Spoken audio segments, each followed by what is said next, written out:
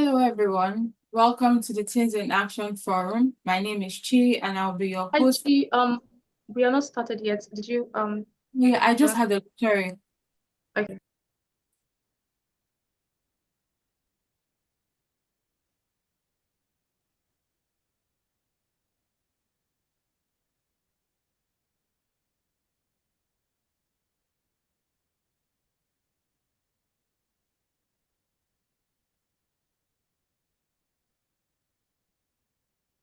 Hello, everyone. Welcome to the Teens in Action Forum. My name is Chi, and I'll be your host and facilitator for today's session.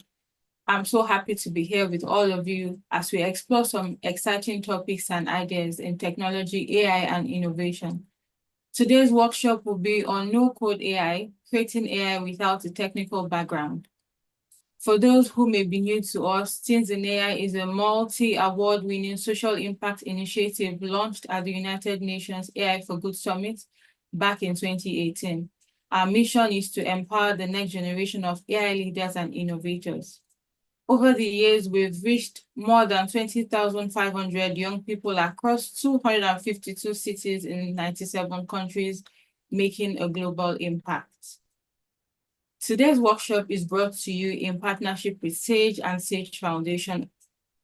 The organizations are committed to inspiring a new era of AI leadership. Together, we're paving way for more young people to make a difference in the field of AI. Before we get started, we have exciting news to share at the end of this workshop. We'll be revealing a special early bird offer for our Summer AI for Good incubator program. If you're passionate about AI and want to take your skills to the next level, this is an opportunity for you won't want to miss. Stay tuned and we'll share details at the end. In today's session, you will have the chance to learn about how no-code AI is lowering barriers to entries in various industries and real-world examples of non-technical users successfully creating AI. We'll also be learning more about Benaz's journey and prompt engineering. And of course, we'll also have the time to share your thoughts, ask questions, and also get some feedback. Before we dive in, just a quick note on how we'll collaborate today. Keep an open mind and be curious. Don't hesitate to share your ideas. This is a judgment-free zone. Respect everyone's opinion and let us keep our conversations and discussions positive and constructive.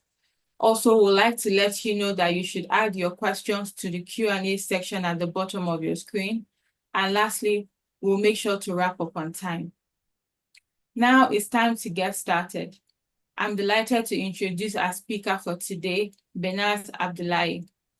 Dr. Benaz Abdullahi holds a PhD in computer engineering, specializing in developing machine learning techniques for medical image analysis. She has worked on a diverse range of AI applications in both academia and industry. Her first role as an intern involved analyzing thermal images of refineries in the power sector.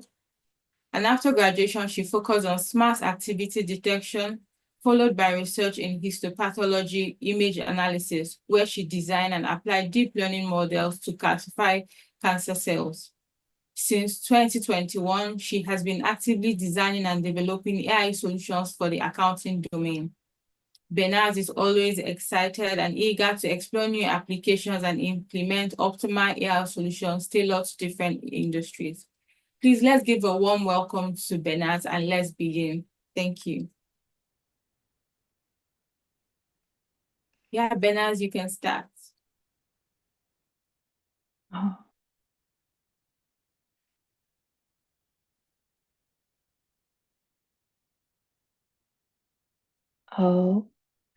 Hello everyone. Can I start? Yes, please, sure. Okay, sure. I just wanted to make sure that my screen is shared. Welcome to this workshop and thank you for joining. It's a pleasure to be here and just share some of the most actually interesting topic right now in the world. As she mentioned, today in this workshop, we are going to go through a little bit different topics in AI, which is the no-code AI, and we are going to learn more about it, that how we can just use these types of tools, which is very popular and also very useful, without having any technical background, and or even with a very limited technical background, how we can start using that in our own life and also in other projects that we want to develop. So the agenda of the workshop is we are gonna go through a different concept of AI a little bit. I don't want to go through more details because you can learn more about it online, and also I want to go through some of the tools that are available, and we will go through one of the very popular tools to be able to just create your own platforms and workflow to just create your own AI models. And then I will go through a little bit about prompt engineering, which is very popular and it's very useful to be able to just communicate with these AI models and with these language models to be able to get the results and output that you're really looking for. So for the start, I want to tell you a little more about that. Is AI a magic? This is a question that we want to ask. Based off these three, you can see there are three different columns, which I asked the same questions from three different platforms of LLMs. And the question was very simple. Vanessa, Yes, just one thing. We sure. are not currently seeing your presentation, so we Oh, can't see the workshop yet. So we look forward to having you share your screen. I've already shared that. I'm sorry.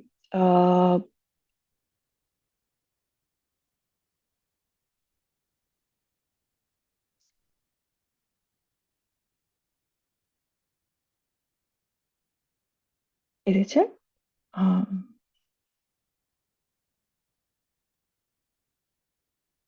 Perfect. Thank you so much, Vanessa. You can Sure, thank continue you. now. We can see your screen. Great.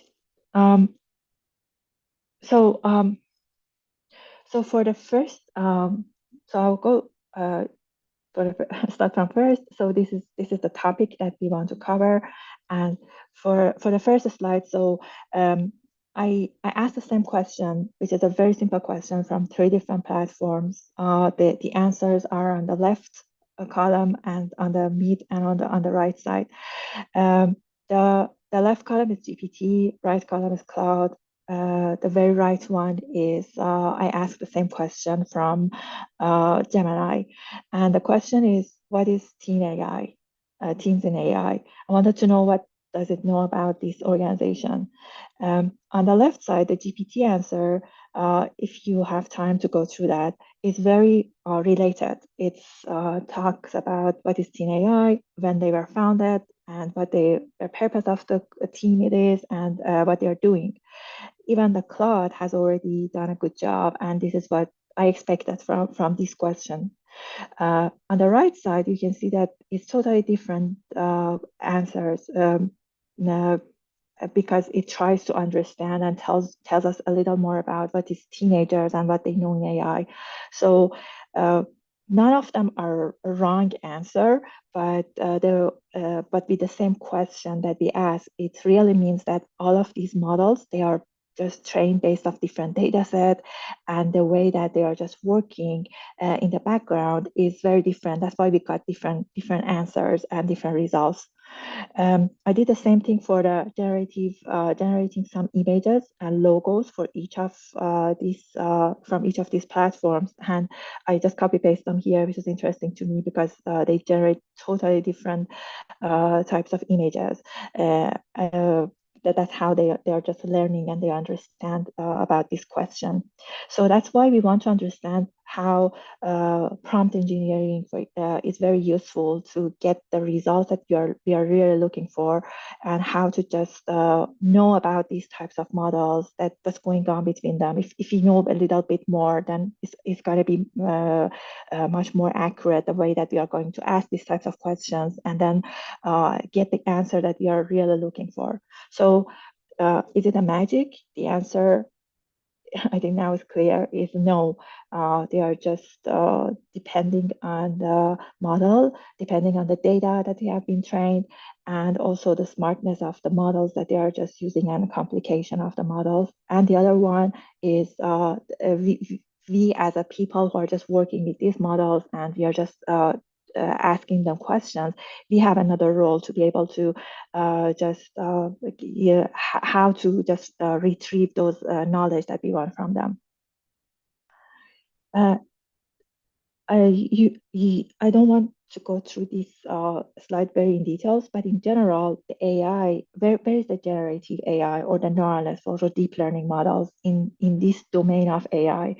AI is a very old topic, and as a AI terms, it's very new in the recent years. But in general, they were called intelligent system in the very old days. But different terminology was just used for in different times domain. But in general, intelligent system are totally two different branches. One of them are AI, which nowadays we call them AI, and the other one is statistics. We don't go through statistics, but a statistical model are actually based off most of these models as well. But they're totally different different types of models or mathematics, which we'll not cover that. But AI models in general, they're, if you might heard or you might work with rule-based systems. You have heard about the machine learnings, where the machine learning models are going to be, even they categorize into supervised, unsupervised, semi-supervised, reinforcement learning, and finally deep learnings. These new models are mostly based off deep learnings, and the deep learning models, they have their own different categorization, which in general they are neural networks, but you can find CNNs, which is convolutional neural networks, RNN, recurrent neural networks, and finally transformers and generative models. So GPT and also these LLM models that we are asking questions from them are in this category, which are part of the generative models, which is part of the deep learning or model. So they are a subset of the AI domain. But if you are interested, you can use a supervised model, unsupervised model, and can learn more from them based off the topic and application that you are going to work with them. I don't want to go through a lot, but I just wanted to give you a little understanding about how this generative model mathematics behind that are working. This is a very simple one. On the right side, we can see that the generative models or generative AI are responsible to get the noise images, for example, and they will create a face image, a human face. It's a realistic image for us. How they do that? It's depending on the model that they use, and also in the background, what they are doing is they are using these statistical distributions. So actually, the model learns how to make this conversion and how to just do this conversion to be able to learn that for the face, this is going to be the output of the distribution of the data. It's not as easy as you can see. It's not just one distribution. It's going to be a high dimensional distributions. And for example, if you want to generate a face, you can have a combination of distribution for each part of the face. And this is a totally different topic, so you can study a master degree about it. But if you are interested, I want to give you a little entry point to that. So if you can go through that and learn more about it and how these types of generative model are just actually working and how they are implemented.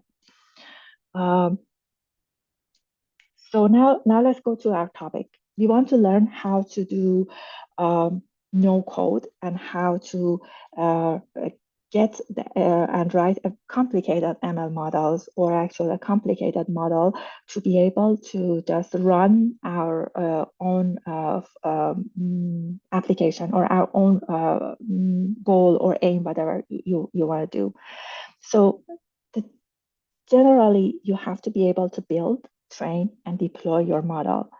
When you are building, so you have a data set and you want to know that what do you want to do for that data set? The very simple one, which is we want to categorize. We have a set of images we want to categorize or classify between these images, whether it's, for example, a cat or a dog, whether it's which type of, you have a, let's say, set of images from flowers, you want to be able to categorize those images, which type of flower it is. When in future it will see a new of one of these images, then it will just be able to detect that the name of the flower. So these are different types of problem that you define. So you will have a database on that.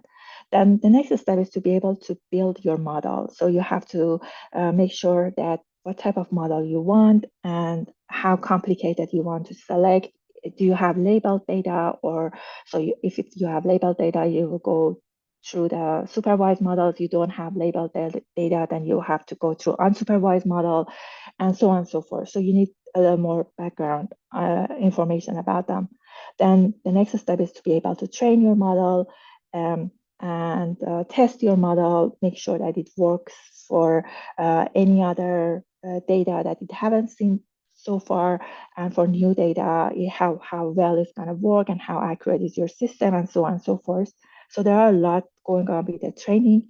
And finally, you have to deploy your ML model. So you just have your model deployed, you share it with the whole world or with your community, and other people can use the model. So these types of no-code tools are responsible to do that. Some of them are doing that, some part of this platform or this actually workflow, but they are just actually trying to do these three steps together.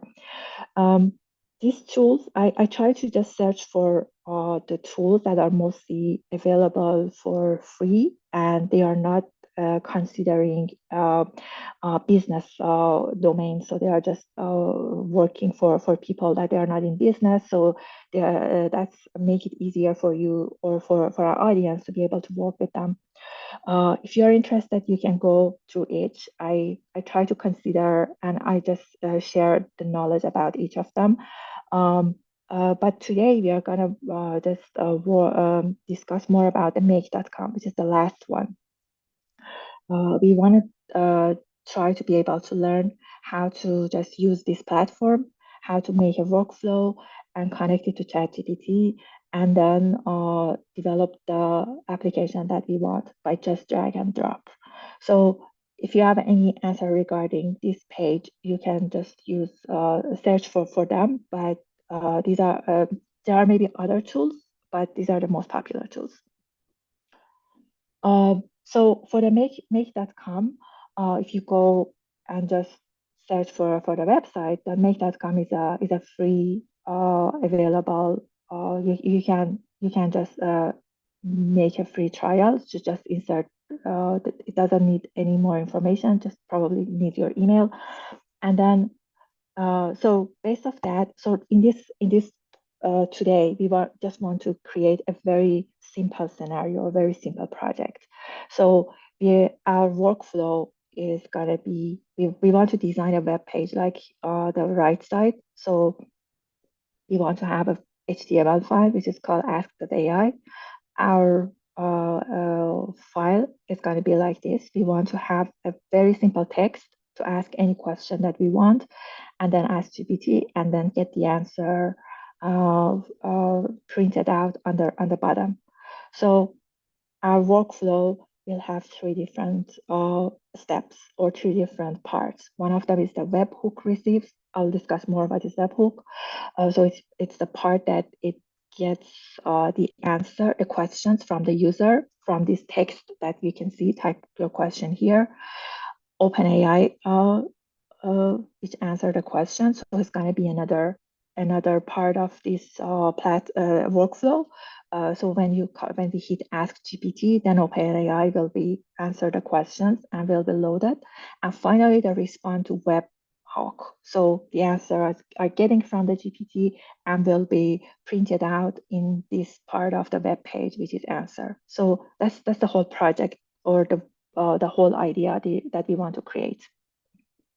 So in the first part, you can see that once you open the make.com, then you can see a scenario. So the first hit create a new scenario. So it will create a new project or a scenario for you. They call it a scenario. Then you can add a module to that. You will see a very big plus on the middle of your page, and then search for the webhook, and then search for the custom webhook, and then click add, which I added here. You should be able to see a page like that. And then you can call it any name that you want. I call it receive questions. And then that's the purpose of this webhook. In order to test it, you can just click on the bottom of the page. You can see one thing, which is run once. When you click run once, then you should be able to, your webhook is ready and listening to get your inputs. So the copy paste the HTTP address that you can see here, and then create another tab on your browser, copy paste that, make sure that you have run phase, and then your webhook is ready. So you can test it that if it works or not, which works because it's very simple. After that, you can see a green data point here. So the next step is to be able to create an OpenAI GPT. So we want to be able to connect that. Still click on the plus, and then you will search for the OpenAI. Then you create a chat completion. You should have your OpenAI API key. If you're not familiar with that, you can search for in the API OpenAI platform how to get your OpenAI key. So in the configuration of the OpenAI tab, then you can select any model that you want. I select GPT 2.5, and then as a roller, as a user, and the content is going to be like this. In the next page, I will tell you how to select it in more details. So you will, once you add that, then you will see and open something like this. Then you will have the choices. Select the message.content for your OpenAI, and yeah, so that's it. Then you have your OpenAI connection and settings set up. And finally, you have to add another webhook, which is the respond webhook. So it means that the OpenAI will send those response to this web hook, and then it will just generate the answers for you. So that would be a response to a webhook. So if you search through that, you will see that that is totally different than customized webhook. And finally, click on this parentheses, and then pick the GPT response like this, and then save your scenario. Whatever you will see at the end is going to be a workflow like this, which have 3 different parts: webhook, GPT, webhook response. I wrote a very simple code here, which you can easily ask GPT just to create for you. I wanted to create a page for me, a web page for me, which we showed on the very first slide, that we want to have a text box, which is ask the questions. Yeah, and I will, if you have any question, I'm happy to answer about this part of the code, but this is very easy. The only thing you have to update and change in this part of the code is the address that you have already copied, actually paste it here in this page. Just save this page anywhere in your laptop or in your computer that you want, and then but make sure save it as an HTML. Then you're good to go. You can run it on your browser. Once you save it anywhere you are, so for example, here I use it. This is where the tab on my laptop that I use. So then you have to be able to see this page. Now it's ready. So it means that this is an active, or right now, active page, that the first part, based off this three-part domain workflow we have designed, and then you have to be able to answer questions, ask questions, and then ask GPT. Ask GPT will answer the questions for you. Here, for example, I ask what is AI, and then the answer will be printed out on the page. I don't print it out because it was a very large and long text, so I don't copy paste this part that after print out, so it was not very clear. But you have to be able to see this text which is on the bottom side of the page. You have to be able to see that under the answer.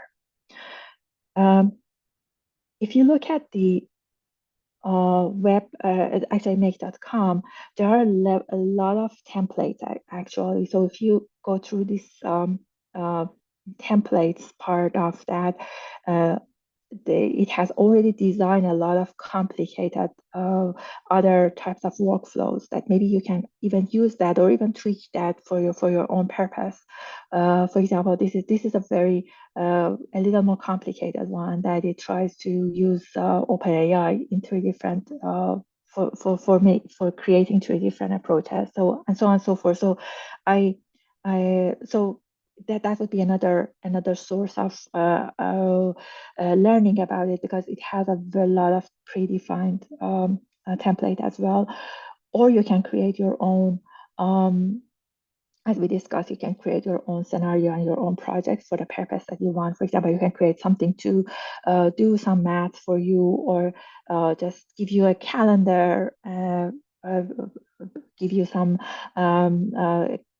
connected to your Google Calendar, so to be able to plan for you, and so on and so forth. So you can create a very interesting and very complicated platforms and scenarios for your own purpose, daily paper purpose. So you can really use that in your daily life. So now I want to switch the topic from the tools. I want to learn more a little about the prompt engineering. Prompt engineering nowadays is not how it's related to AI code. At first, I was thinking that should I include prompt engineering in this presentation or not? But I decided to do that, especially because when we are doing prompts and we are just writing a prompt and asking questions from these models or LLM models in the natural language way, we are actually communicating these models in the test phase. So it means that we are working with these models, but in a different way. We don't need to write a code to just get the results from these models, but we can just use our own natural language to be able to ask questions that we want. So that requires a little more understanding about these models. So if you know a little more how this model works or how they are working, then you have a better understanding. You can get a very good results out of them, or actually you can get what you really want from them. And so in order to do that, prompt engineering is the entry point that we can use our natural language to ask our questions and to get this model and trigger them to give us the answer that we want. How to ask these questions, there should be some rules. That's why those models are very, how can I say, they are very sensitive to these types of rules. So if we know the rules and we know how to just trigger them, then we can get the good answer that we want. So that's the purpose of, I will go through different methodology of prompt engineering and how to just ask your questions. Then it's going to be more helpful for you to understand about it. Generally, there are even different mathematical models that they try to just optimize the prompt engineering domain and try to learn about it. If you're interested, I'll let you know more about it. So the prompt, if you have already worked with these GPT models or any other GPT or any other platforms that you are using and asking questions about them, you can see that if you ask the question, then if you don't ask them in a way that they are expecting, then you will get totally different answers. That is not what you really want. So, for example, here is one very general question that you can ask: explain photosynthesis, and then this is too broad for the model. So probably it will generate an answer that is not really related what you are looking for. But if you ask it in a better way, explain photosynthesis to, for example, 10-year-old using a cooking metaphor, then probably it will generate a better answer. So it will just, you actually limiting the search space for the model. So it will just create a more related answer to your question. So this is one definition, very, very simple idea. So if we want to just break the prompt into different parts, so it has a persona. So it has, your prompt should have an aim, should have a recipient, should have a theme, and should have a structure. And these are the 5 important parts of your prompt. There are different types of prompting, which is called 0-shot, 1-shot, few-shot. By 0-shot, it means that you just give them a question. There is no example. With a 1-shot prompting, it means that you should give them an example and then ask your question. So you will not just ask your question barely. And then for the few-shot prompting, you will give that few examples of what you are expecting. And so the way that you want to handle that, or you want to have your questions or your prompts ready, then it will generate you totally different answers. So I want to go through 2 different popular prompting. One of them is role prompting, the other one is chain of thought. Role prompting is that you have to assign a role to your prompt. So for example, you can say that act as a teacher, or you are a doctor, or you are a specialist in law, or you are a specialist in the specific domain. So these are some examples prompt. For example, you are a helpful customer service agent, you are a senior developer mentoring a junior developer. So then the model will just send you better answers that you are really expecting. For example, this is one of the questions that you can ask. Explain recursions. Recursion is a topic in software engineer. It might totally have different understanding about recursions. Maybe in the real world there are different information about recursions. But if you ask it that, no, you are a senior software engineer, and I want you to explain the recursion to a junior developer, then it will just be more specific about what is recursion models and how they work, and it will give you example. And let's say if you ask that, oh, I want that, if you be more specific that, oh, I want it in this programming language, in Python language, for example, then it will generate codes which is related to the language that you want. So that's how prompt is very important. Chain of thoughts. Chain of thoughts is another types of prompting, which depending on the question that you want to answer, is you have to be able to break your questions or your prompt into different step by step. It's mostly used for answering mathematical questions, or it works really well on that.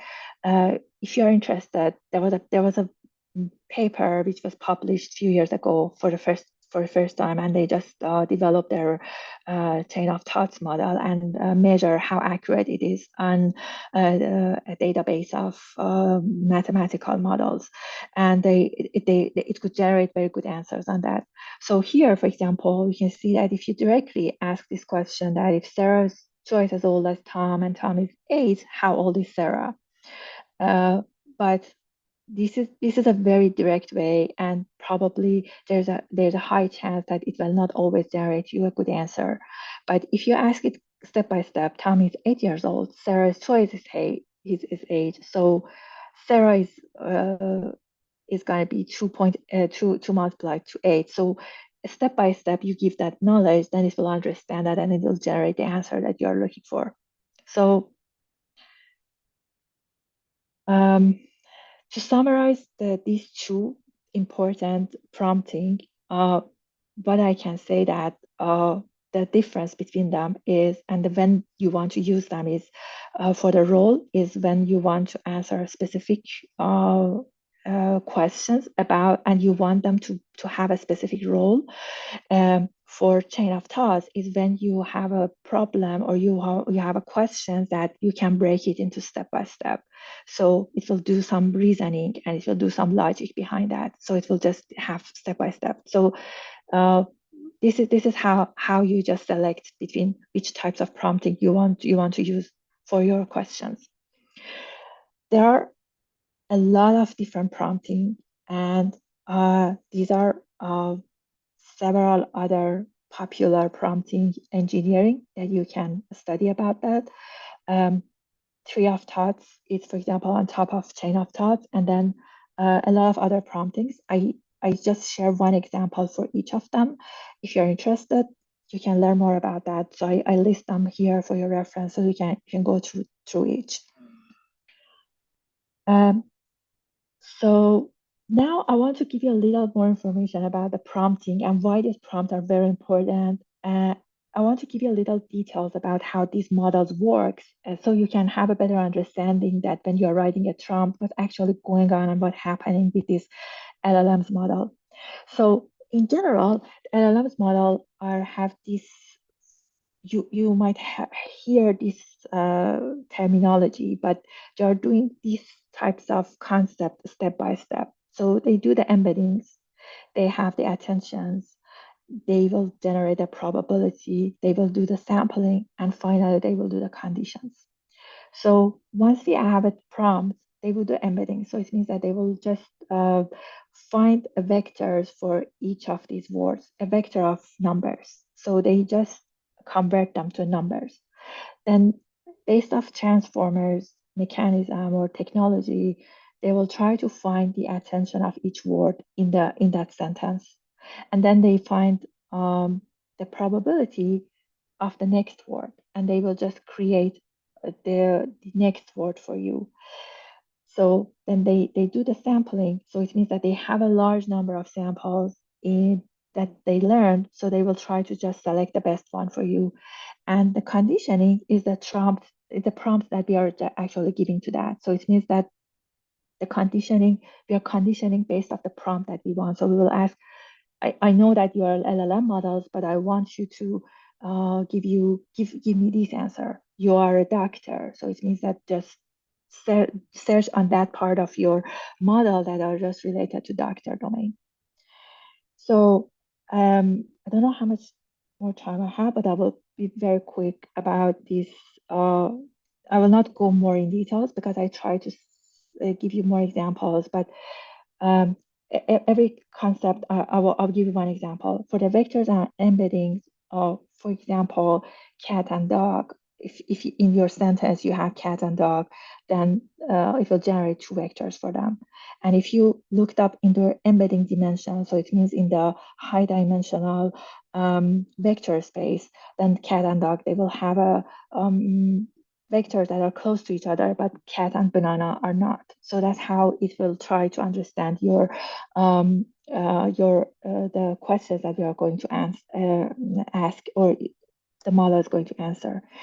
The next topic is attention mechanism, which is a complicated topic, but if you're interested, you can learn more about it, about that product and softmax. But in general, it will try to find the attends of each word to the other word in your sentence. So, for example, Eiffel Towers. So if you ask the question, for example, summarize the Eiffel Tower story. So the Eiffel attends to the tower. So the attention mechanism is learning that during the model training, and also because it was exposed to a lot of different text data, so it learns how to create these attentions once you're asking these questions. Finally is probability or likelihood. So when we are asking a question, and so it actually, to oversimplify that, these models are predicting the next word for the sentence. So the Eiffel Tower was. So it will have three different, or maybe if we just want to oversimplify that, we'll have to, let's say we'll have three different words to be able to select. But for each of them, because the model has been trained, it has different probability. So when we're asking a question, and if it's generating a new sentence, so it will try to use these probability numbers, and it will just send us the one that has the highest one. So it will generate, and it will just, when we want to complete this sentence, it will generate build for after was. So that's how these sentences will be completed, and we will get a new sentence, or if we want to expand it, it will generate a paragraph for us, and so on and so forth. Finally, the temperature. And the temperature is creating how randomly and how creative these types of models are going to be. So it's trying to find the search space of the prompts that we are asking, more limited or more expanded. And at the end is the condition, which we discussed a little more about it. It means that once we are prompting, it means that we are conditioning the model. We are conditioning these big models, these LLMs models, to give us the answer that we want. So it's actually, they're calculating a mathematical conditional probability, but that's why it's important that how we just design our prompt, because the way that we are conditioning these models will give us the answer that we are looking for. So I'm done. So to summarize, we discussed a little more about generative AI. I discussed Make.com. Hopefully it's going to be helpful for you. It will be interesting to play with that. And finally, we discussed more about the prompt engineering and how to write a more optimal prompt. And that's it. Thank you for listening. Thank you so much, Benaz, for such an exciting session. I'm sure we've all had fun and we have our questions. So it's time for the Q&As. I just want to let everyone know that if you have any question, please put them in the Q&A box below the screen so we can start from there. So Benaz, let's just go right into it. I have a couple of questions already waiting. I'm sure people are so excited to ask questions. So the first one is, how do you decide which AI tools to use for different problems if you can't read code or documentation deeply? So the person wants to know which AI tools to use for different problems if you can't read code. Yes, please. If you can write code, so that's a question, or you cannot. If you can't. So You the can't. person Oh, you doesn't can. know yet. The person doesn't know how to read codes. Yes. I see. So these types of no-code tools, they are some of them are very limited, so depending on the application, but some of them are not. So it's because they cannot generalize the way that you want to write your code, or actually you want to write your project. So it really depends. So, but most of them with the ML models, for example, ML supervised model, unsupervised model, they work. For example, the Make AI.com is very good in generating these types of GPT, and you can connect your models in that. So if you want something like that, then it's a very good tool. But if you use other tools, they don't have this capability. So they're good for other applications. So it really depends on your applications. You have to search for that. Okay. All right. So another question that I have here, someone is asking, why are no-code AI tools becoming more popular? Why are they becoming more popular now? Oh, yeah. The answer is because these tools are becoming more abstract and they are becoming more available to the public, and they are becoming more productionized. So it means that they are not very low level, so you can write a code to be able to access that. That's the main reason. And it makes it so we can use that for any other applications that we are going to use. So ordinary people in their ordinary life is we can use them, and we can just be more be more actually practical. So that's make it easier. That's why. And yeah, so All right, no problem. So the next question I have is, how do I know which no-code AI tools to use if I have to do a specific task like image recognition or text generation? Yeah. And I think that's a little bit like the previous answer I discussed. It depends on these types of tools.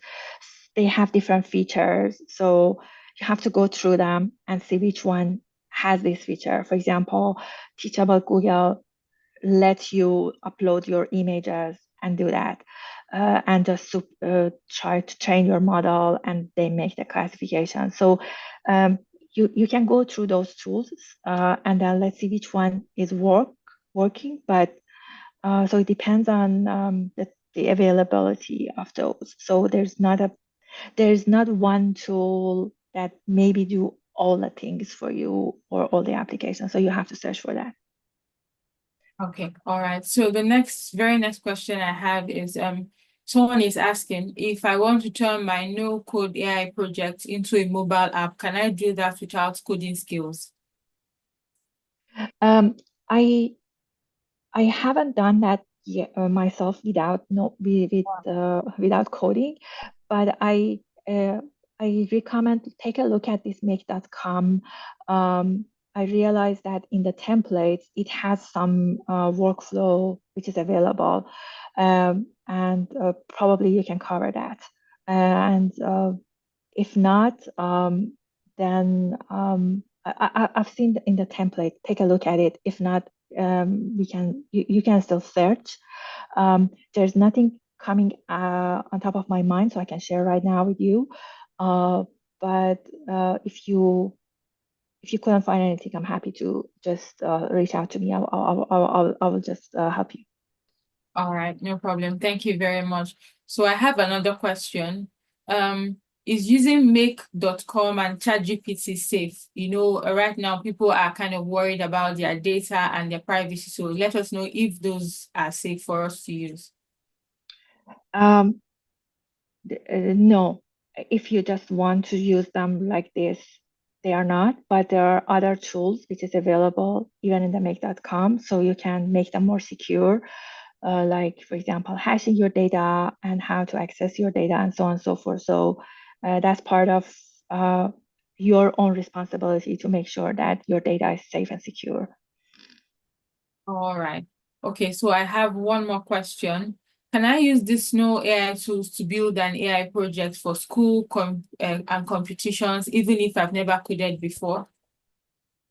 The answer is depending on the project. With the make.com, I see a lot of templates, and I see a lot of students even they are using that. The first answer I can say depends on your school as well. Are they allowing you to do that or not? So you will not be in trouble. But if you want to just use that, try to use it. But depends on the project. Probably is available, so you can use that. Okay, all right. Thank you so much for answering all our questions. And I'm sure that if we have more questions, we'll definitely be sending them your way. And then I would like to let everyone on the call know that we'll be sharing the recording for this session, and you can watch it at your free time. So once again, we want to say a very big thank you to everyone for joining us today for this incredible session of the Teens in Action Forum. It's been inspiring to see your enthusiasm and engagement as we explored how to build AI using no-code tools and learn more about prompt engineering. I hope you're leaving with new ideas, insights, and motivation to dive deeper into the world of AI and innovation. Before we wrap up tonight, I'd like to share some amazing opportunities for you to continue your learning journey with Teens in AI. As a special thank you for being here today, you can enjoy 20% off these courses using the code TeensInActionMay at checkout. You can also visit learn.teensinai.com to explore all our offerings. Our mission is to empower the next generation of responsible AI leaders and innovators, and we need your passion and creativity to make that vision a reality. So stay curious, keep learning, and remember that the future is in your hands. Thank you again for your energy and participation. We look forward to seeing you at our future events, workshops, and in our global Teens in AI community. Until then, stay inspired, stay innovative, and have a wonderful day.